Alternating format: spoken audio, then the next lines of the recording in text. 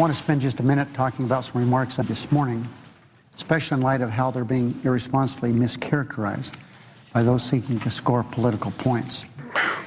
Today we learned that 36,000 Americans lost their jobs in February.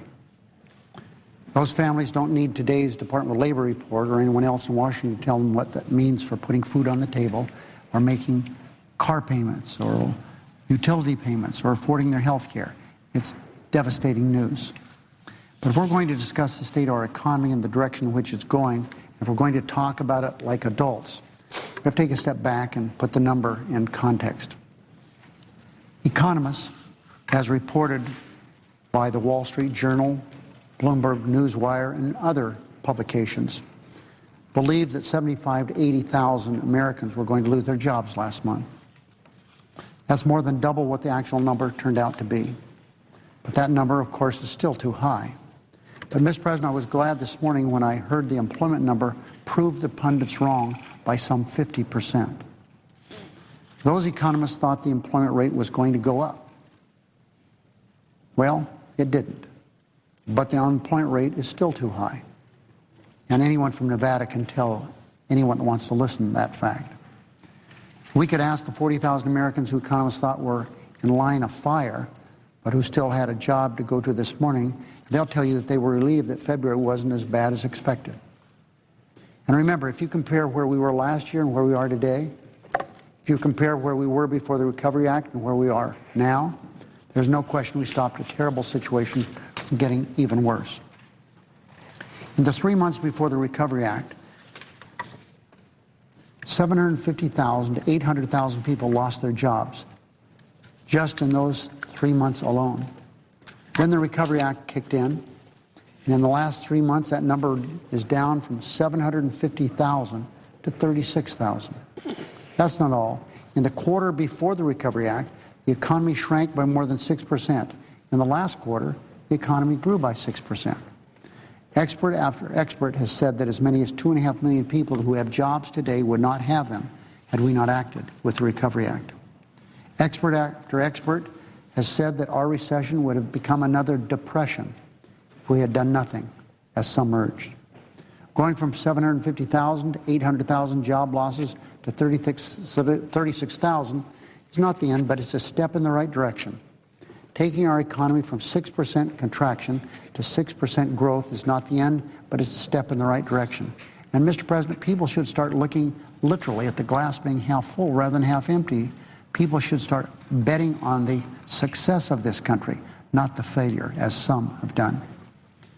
The President said this morning that 6% growth that we had last quarter is not the end, but it's a step in the right direction.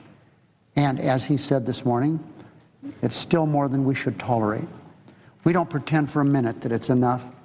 I know that Nevada's families and businesses are hurting, and it's why we're going to do even more to put people back to work, and it's why we worked so hard to pass a jobs bill last month that the House passed yesterday. It's so important. That bill is going to be great for small business. Save 1 million highway jobs. Allow small business to hire people who've been off work for 60 days. Give small businesses an incentive to buy things and write it off for up to $250,000. They don't have to depreciate it.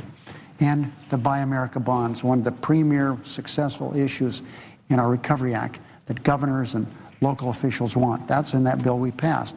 And I was at the White House with some others yesterday to have the President sign a bill, one that rewards businesses with tax cuts for keeping jobs here at home and not sending them overseas. But again, let's put this in context. What was the response from my friends on the other side of the aisle? Incredible, Mr. President. We've been told that that'll create more than 200,000 jobs, the Travel Promotion Act. What did my friends on the other side of the aisle say? They agreed with some of the ideas in the bill, but they decided to play politics. They voted against anyway, with rare exception. It's why we fought so hard to extend unemployment and health benefits for those thrown out the streets by the Republican recession. But what was the response from Republican colleagues to preserve Social Security?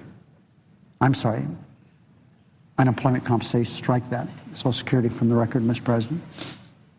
Although we know what that was, privatize it. With unemployment health benefits, response from my Republican colleagues, even though they say they agreed with helping those who lost their jobs through no fault of their own, they delayed and delayed and let the benefits expire. And when thousands were told to go home from their jobs without pay and with many more at risk, they sat silently by. That's why we passed the Travel Promotion Act that the President signed yesterday, a bill that will create jobs and cut the deficit by $500 million. It's a bill that will bring foreign tourists to the United States so they can spend their money all across our country. But how did the Republicans react? They delayed it for months and months and months and months, only to vote for it in the end.